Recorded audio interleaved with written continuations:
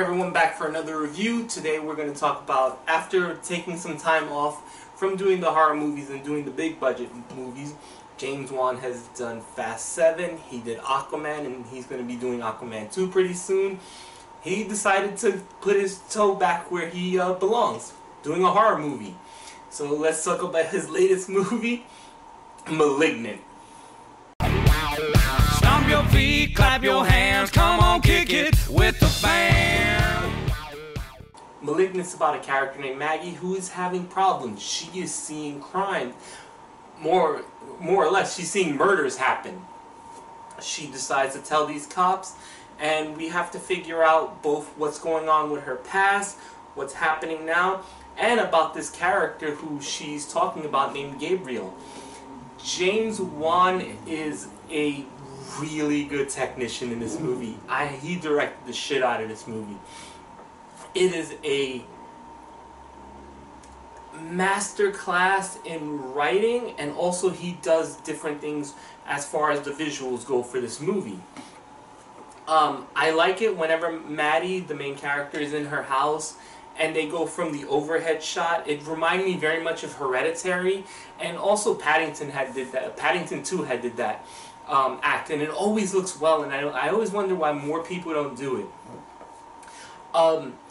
Also, he also directs this movie. It feels kind of slow at the beginning because there's a lot of setup. There are two characters who feel like the main character, but it's only one. And also you're bringing about this creature, because throughout the beginning of the movie they set up this thing called Gabriel, who is the monster of the movie. But you don't see him. They do a really good job of like either hiding him in the shadows, or he's always cloaked in darkness. You kind of get what is going on. I will say this: do not let anyone spoil what Gabriel is and what's going on. It really is one of the most original endings or explanations for what's going on I've seen in a horror movie in a very long time. It is kind of shocking, but at the same time going, wait, how? And then they actually do explain how it works. So I really enjoyed the third act of this movie more than I thought I was going to, because the rest of the movie was kind of like, okay, is she going crazy? What's going on? And I was kind of like, it was alright. It was nothing. It was shot very well, because this is a James Wan movie. It's just the story wasn't really that compelling until the third act, where everything gets revealed to you, and then they go back and say, oh, this is why this happened, this is why this happened. It was really well done. And the movie's also kind of odd in the fact that the third act kind of becomes freaking John Wick. There's a scene in the police headquarters, very long scene, that is action-packed. So it goes from being a horror movie to all of a sudden being an action movie, and it's really well, amazingly, it's well done, it's well shot. I have to say this, there was no shaky cam, there were long, drawn-out shots. I never felt like I was watching something like Mortal Kombat earlier this year, where they were just using shaky cam and they were doing up close, there were wide shots of like this horrific thing. This is a hard R, by the way. It is really gruesome in the third act. Yes, they don't do simple things like explain how he has superpowers, but the explanation for Gabriel and what's going on is really well done, and I thought it was really original. I will say this, for the bad things about the movie, I did not care for the cops. There are two cops who were investigating this movie the whole time, and they're both like, they almost come off kind of comical at points, either saying the obvious stuff, but also just like, you can tell they're making a comment, and then they're kind of like waiting for the crowd to laugh. So there'll be a pause in between someone else's reply or their next comment. And I didn't really care for them, for both of the cops. I just didn't like them.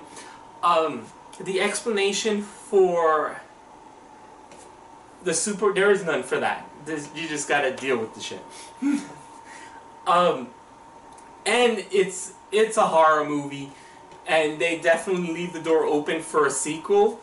At least they didn't sequel bait. You can kind of say they did with the last shot of the movie, but I just thought it was just like it was an opening for it. But I really I think the third act is one of those movies where the third act is gonna change how you think about the rest of the movie, because it really is, I think, that original, or it's that different. Like, I was really sitting there going, I did not see that coming. And then just like it goes full on like the church scene from Kingsman.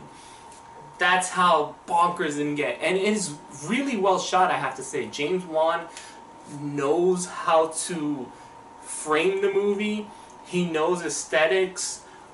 You know, I would put this alongside, you know, the 2 Insidious movies he did. Saw 1. You're not going to beat that ending. But this one is just like, wow, I did not see that coming. But it was kind of lengthy to get there. I disliked half the actors. Like I said, I didn't like the cops. I thought the main character was perfectly fine, and whoever the stunt double for her, that person needs to get a raise. And I can see Gabriel itself being someone who a lot of people dress up for for Halloween. This is, once again, this is a movie that's all dependent on the third act, because the rest of it's kind of, it's okay. Nothing groundbreaking. It's like this isn't really a horror movie, it's more like of a thriller. It's a thriller, and then all of a sudden the third act becomes a hardcore action movie. So, this movie's kind of hard to rate. I'm going to give it a 7.8. So that's my review of Malignant. I know a lot of people didn't see it. I felt the marketing was pretty piss poor for it. Like, I never liked any of the trailers. But this is a movie that you can't... Like, this is a movie where I don't know if there was a good way to cut a trailer for this movie. But yeah, 7.8 for me. If you happen to see Malignant, let me know in the comments below. Especially... also, if you're going to comment below, try to mark it spoiler, because I really want to talk to a lot of people what they thought about the reveal and the twist at the end. So that's all for today. Later. Never get it rockin'.